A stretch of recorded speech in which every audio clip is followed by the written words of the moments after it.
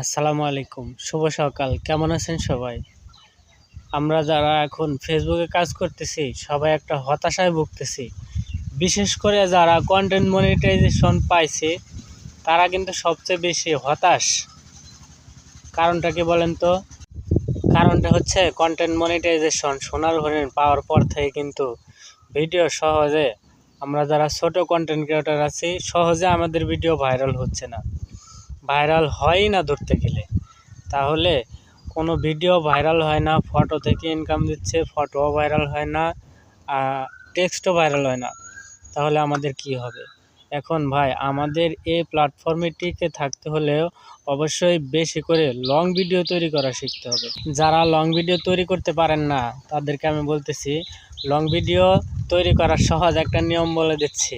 আপনার সামনে যেই প্রাকৃতিক দৃশ্যগুলা থাকে বা রাস্তাঘাটের যে দৃশ্যগুলা থাকে এইগুলা 1 মিনিটের উপরে ভিডিও করবেন, 2 মিনিট 3 মিনিট ভিডিও করবেন এবং আপনার ফেসবুক অডিও লাইব্রেরি থেকে যে মিউজিকগুলা ফ্রি মিউজিক আছে এই মিউজিকগুলা অ্যাড করে ওইগুলা আস্তে আস্তে আপলোড দিতে থাকবেন।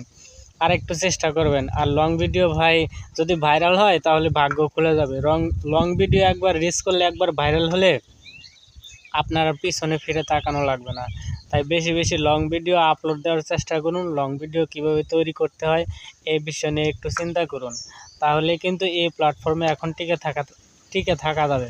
তাছাড়া ভাই এই কন্টেন্ট মনিটাইজেশন পেয়েও আমাদের কোনো লাভ হবে না।